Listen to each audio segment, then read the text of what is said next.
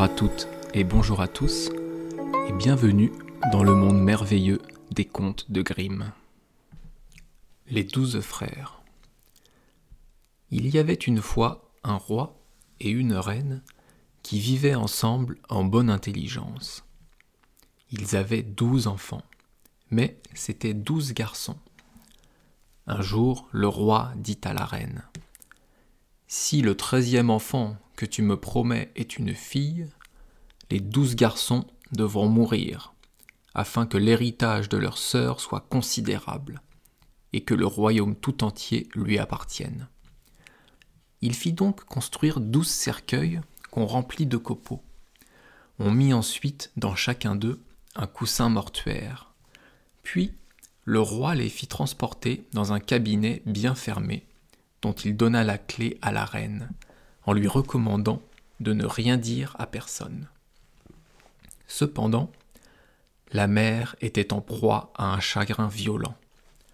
Le plus jeune de ses fils, qui ne la quittait pas et à qui elle avait donné le nom de Benjamin, s'aperçut de sa peine et lui dit : « Ma bonne mère, pourquoi es-tu si triste ? » ?»« Cher enfant, lui répondit-elle, je ne dois pas te le dire. » Mais l'enfant ne lui laissa point de repos, qu'elle ne l'eût conduit au cabinet mystérieux et qu'elle ne lui eût montré les 12 cercueils remplis de copeaux. « Mon bien-aimé Benjamin, lui dit-elle, ton père a fait construire ces cercueils pour tes 11 frères et pour toi, car si je mets au monde une petite fille, vous devez tous mourir et être ensevelis là. » Et comme elle pleurait en prononçant ces mots, l'enfant chercha à la consoler en lui disant : « Ne pleure pas, chère mère, nous saurons bien éviter la mort et nous enfuir d'ici. » La reine reprit : « Va dans la forêt avec tes 11 frères, et que l'un de vous se tienne sans cesse en sentinelle sur la cime de l'arbre le plus élevé, les yeux tournés vers la tour du château. J'aurai soin d'y arborer un drapeau blanc si je mets au monde un garçon, et alors vous pourrez revenir sans danger.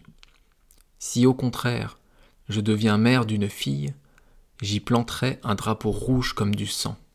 Alors hâtez-vous de fuir bien loin, et que le bon Dieu vous protège. Chaque nuit, je prierai pour vous, en hiver, afin que vous trouviez un bon feu pour vous réchauffer, en été, afin qu'un bon ombrage vous protège contre la chaleur. » Lorsque la reine eut donné sa bénédiction à ses fils, ceux-ci se rendirent dans la forêt.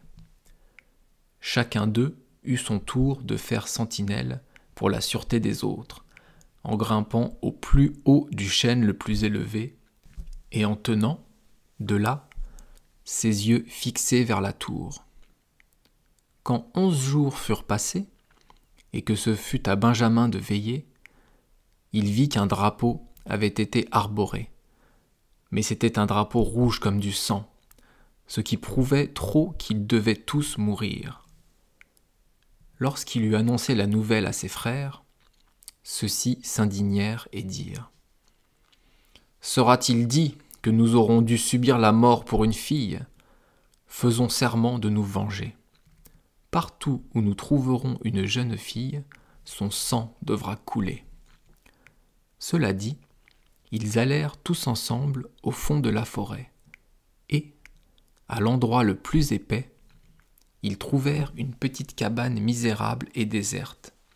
Alors ils dirent : « C'est ici que nous voulons fixer notre demeure, et toi, Benjamin, comme tu es le plus jeune et le plus faible, tu resteras au logis et te chargeras du ménage. Nous autres, nous irons à la chasse afin de nous procurer de la nourriture. » Ils allèrent donc dans la forêt et tuèrent des lièvres, des chevreuils sauvages, des oiseaux et des pigeons. Puis, ils les rapportèrent à Benjamin, qui dut les préparer et les faire cuire pour apaiser la faim commune. C'est ainsi qu'ils vécurent pendant 10 années dans la forêt, et ce temps leur parut court. Cependant, la jeune fille que la mère avait mise au monde était devenue grande. Sa beauté était remarquable, et elle avait sur le front une étoile d'or. Un jour que se faisait la grande lessive, elle remarqua parmi le linge 12 chemises d'hommes, et demanda à sa mère : « À qui donc appartiennent ces 12 chemises ? Car elles sont beaucoup trop petites pour mon père. » La reine lui répondit avec un soupir : « Cher enfant, elles appartiennent à tes 12 frères. » La jeune fille reprit : « Où sont donc mes 12 frères ? Je n'en ai jamais entendu parler. » La reine répondit : « Où ils sont, Dieu seul le sait. Ils sont errants par le monde. » Alors, entraînant avec elle la jeune fille, elle ouvrit la chambre mystérieuse et lui montra les 12 cercueils avec leurs copeaux et leurs coussins funèbres.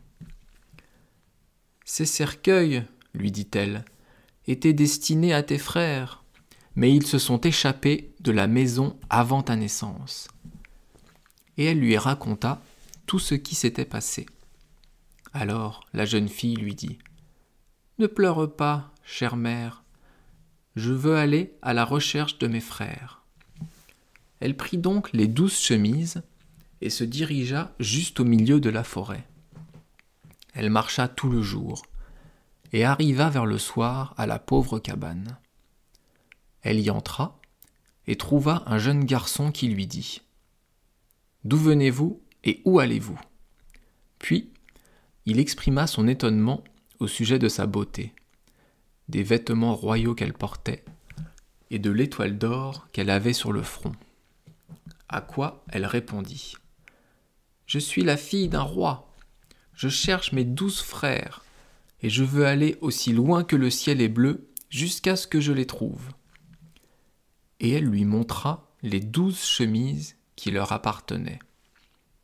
Benjamin vit bien alors que la jeune fille était sa sœur. Il lui dit : « Je suis Benjamin, le plus jeune de tes frères. » Et elle se mit à pleurer de joie, et Benjamin aussi, et ils s'embrassèrent avec une grande tendresse. Benjamin se prit à dire tout à coup : « Chère sœur, je dois te prévenir que nous avons fait le serment de tuer toutes les jeunes filles que nous rencontrerions, parce que c'était pour une jeune fille que nous nous voyions forcés d'abandonner notre royaume. » Elle répondit : « Je mourrai volontiers, si ma mort peut rendre à mes frères ce qu'ils ont perdu. » « Non, reprit Benjamin, tu ne dois pas mourir. Place-toi derrière cette cuve jusqu'à l'arrivée de mes 11 frères, et je les aurai bientôt mis d'accord avec moi. » Elle se plaça derrière la cuve, et, quand il fut nuit, les frères revinrent de la chasse, et le repas se trouva prêt. Et comme ils étaient en train de manger, ils demandèrent : « Qu'y a-t-il de nouveau ? » Benjamin répondit : « Ne savez-vous rien ? » ?»« Non, reprirent-ils. Benjamin ajouta : « Vous êtes allés dans la forêt, moi je suis resté à la maison, et pourtant j'en sais plus long que vous. »« Raconte donc, » s'écrièrent-ils. Il répondit : « Promettez-moi d'abord que la première jeune fille qui se présentera à nous ne devra pas mourir. »« Nous le promettons, » s'écrièrent-ils tous. « Elle obtiendra sa grâce. Raconte-nous donc. » Alors Benjamin leur dit : « Notre sœur est là. » Et il poussa la cuve, et la fille du roi s'avança dans ses vêtements royaux, et l'étoile d'or sur le front, et elle brillait à la fois de beauté, de finesse et de grâce. Alors ils se réjouirent tous, se jetèrent à son cou et l'embrassèrent, car rien qu'à la voir, tous l'aimaient déjà. La suite au prochain épisode.